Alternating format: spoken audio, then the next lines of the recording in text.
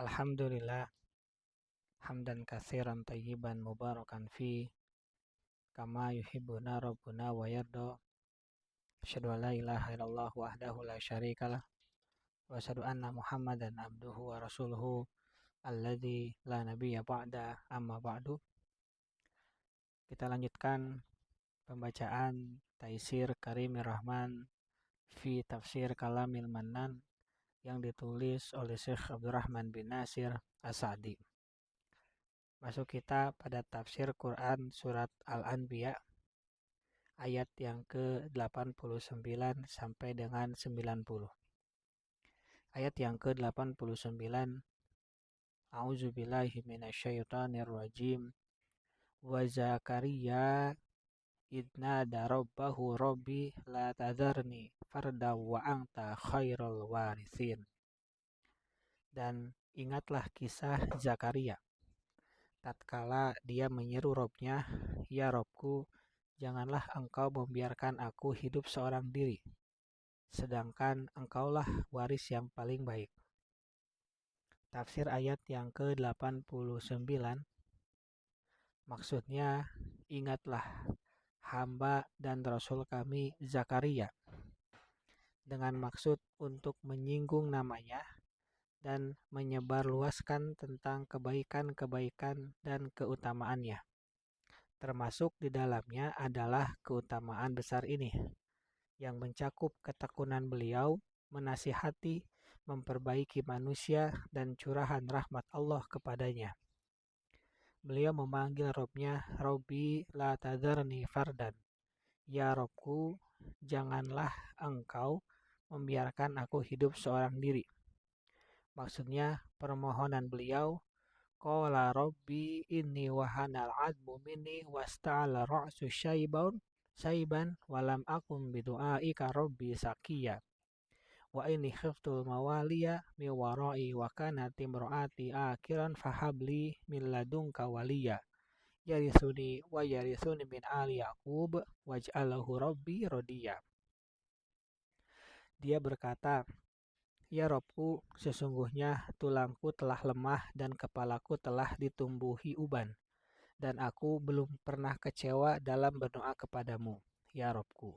Dan sesungguhnya aku khawatir terhadap mawaliku sepeninggalku, sedang istriku adalah seorang yang mandul. Maka anugerahilah aku dari sisimu seorang putra, yang akan mewarisi aku dan mewarisi sebagian keluarga Yakub, dan jadikanlah dia, ya Robku, seorang yang diridhoi." Maryam ayat 4-6. Melalui ayat-ayat ini kita menjadi mengerti bahwa perkataannya Robbi la tadharni fardan, ya Robku, janganlah engkau membiarkan aku hidup sendiri, adalah ketika ajalnya sudah mendekat. Beliau mengkhawatirkan tidak adanya orang yang menggantikan posisinya sepeninggal beliau untuk berdakwah kepada Allah dan menasihati para hambanya, dan mengkhawatirkan keberadaannya yang sendirian tanpa keturunan yang akan mendukung dan membantunya dalam menjalankan misinya. Wa anta khairul warithin, dan engkau waris yang paling baik. Maksudnya, sebaik-baik zat yang abadi dan sebaik-baik zat yang memberikan keturunan bagiku dengan baik.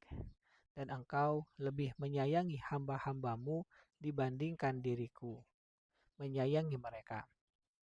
Akan tetapi, saya ingin agar hatiku menjadi tentram, jiwaku tenang, dan pahalaku tetap mengalir pada timbangan kebaikanku. Ayat yang ke-90. Fastajabna lahu wa wahabna lahu Yahya wa aslahna lahu zaujah. Innahum kanu yusari'una fil khairati wa yad'unana raghaban wa rahaba wa kanu lana khashi'in. Maka kami perkenankan doanya, dan kami anugerahkan kepadanya Yahya, dan kami jadikan istrinya dapat mengandung. Sesungguhnya mereka adalah orang-orang yang selalu bersegera dalam mengerjakan perbuatan-perbuatan yang baik, dan mereka berdoa kepada kami dengan harap dan cemas. Dan mereka adalah orang-orang yang khusyuk kepada kami. Tafsir ayat yang ke-90. Fastajabna lahu wa wahabna lahu Yahya. Maka kami memperkenankan doanya, dan kami anugerahkan kepadanya Yahya, yaitu nabi yang mulia, yang mana Allah belum pernah menjadikan nama serupa sebelumnya. Wa aslahna lahu zaujah, dan kami jadikan istrinya dapat mengandung, yang sebelumnya mengalami kemandulan. Rahimnya tidak layak untuk melahirkan anak. Selanjutnya Allah memperbaiki keadaan rahimnya agar layak untuk mengandung demi nabinya Zakaria. Ini termasuk perkara yang menunjukkan manfaat partner yang baik dan teman yang soleh, serta diberkahi pasangannya, sehingga Yahya menjadi hasil baik milik dua orang tuanya. Setelah Allah menceritakan tentang para nabi dan rasul yang diutus secara terpisah, selanjutnya Allah memuji mereka secara keseluruhan. Innahum kanu yusari'una fil khairat. Sesungguhnya mereka adalah orang-orang yang selalu bersegera dalam mengerjakan perbuatan-perbuatan yang baik. Maksudnya bersegera mengerjakannya, melaksanakannya pada waktu-waktunya yang utama, menyempurnakannya dengan cara yang sepatutnya. Mereka tidak pernah meninggalkan sebuah amalan baik yang dapat mereka kerjakan, melainkan pasti mereka memanfaatkan kesempatan untuk mengerjakannya. Wa yad'unana raghaban wa rahaban. Dan mereka berdoa kepada kami dengan harap dan cemas.